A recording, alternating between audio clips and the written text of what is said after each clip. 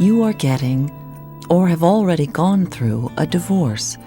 Whether you've chosen to get a divorce, or your partner is divorcing you, whether you're certain it's the right thing, or you're not sure about it, your most important task is to raise your children in the healthiest possible way. This video is designed to help you with that process. Hello, I'm Dr. Philip Stahl. I'm a psychologist specializing in high-conflict divorce.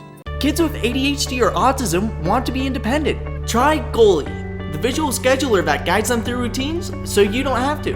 Goalie, reinventing routines. And a divorced father myself.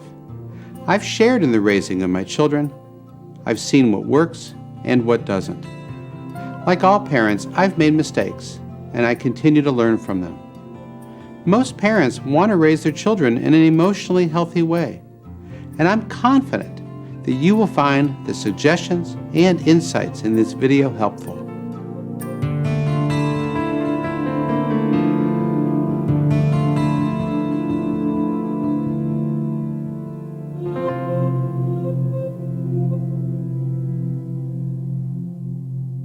Once your divorce is in process, your first task is to talk to your children. It's important for both of you to talk with the children if possible. And it's important for parents to talk with one another about how you're going to tell your children before you actually tell them about your divorce. When talking to your children at this initial meeting, here are some things you might tell them. Tell them you're getting separated or divorced and what those two words mean. Explain the permanence of divorce. Tell them that you love them and that they had nothing to do with the divorce decision. Children often believe it's their fault their parents are breaking up. They may feel guilty, thinking that they behaved in a certain way that would make your relationship come to a divorce. Recognize that they will be sad. Comfort them and help them with those feelings. Encourage them to ask questions. For families living with ADHD or autism, preventing meltdowns is everything. Goalie reduces stress by enabling kids to complete routines independently. Goalie, reinventing routines. Try to answer their questions honestly and without blame. Constantly remind your children that you love them. Reassure them that you will always be there for them. Most children are likely to keep their insecurities and fears to themselves, so it may not be apparent that they need this reassurance. At the same time, it is likely that there will be many unanswerable questions. Tell them honestly that you don't know everything. Reassure them that you will work together to find answers to their questions. While it's difficult to cover all the examples that children of various ages might come up with, I'll give you a few examples of how you might consider responding to particular questions or statements that your child may make. For example, why don't you and Mommy love each other anymore? Your Mommy and I used to love each other. We tried real hard, but we just can't live together anymore. I bet you're scared that our love for you might change, but I promise you it won't.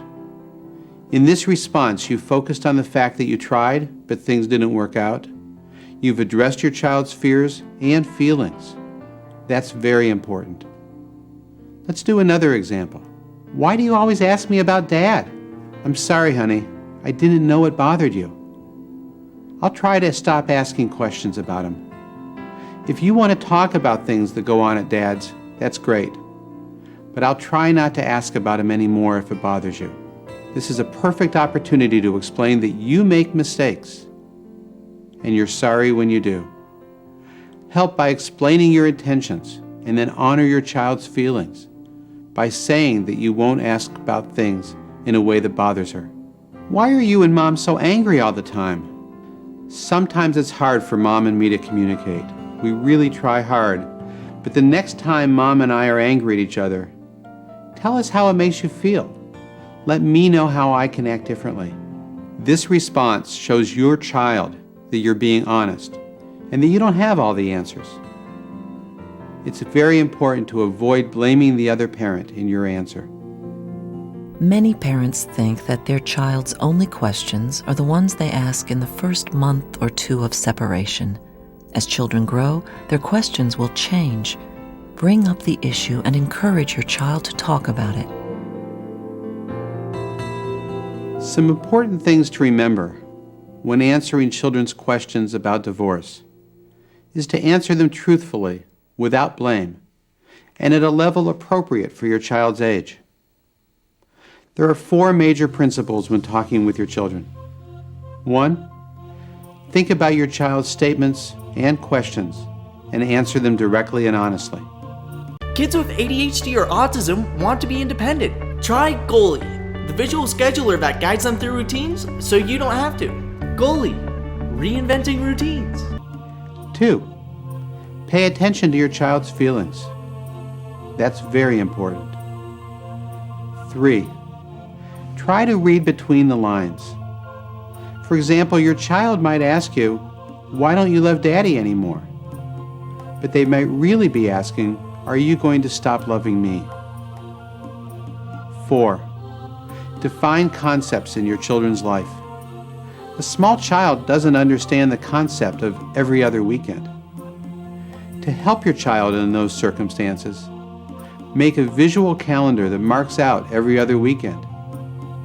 On the calendar, show which days are yours and which are his. Don't assume that a child understands everything, because they're not going to. You're going to have your own feelings about the divorce, but you must be sensitive to your child's feelings. It's important to recognize that your child's feelings and your feelings are not likely to be the same. In my work with children of divorce, I found that most children keep their feelings to themselves, unless parents encourage them and give them permission to talk and ask questions. Introducing or encouraging religious beliefs with your children after divorce can be extremely comforting and helpful to them.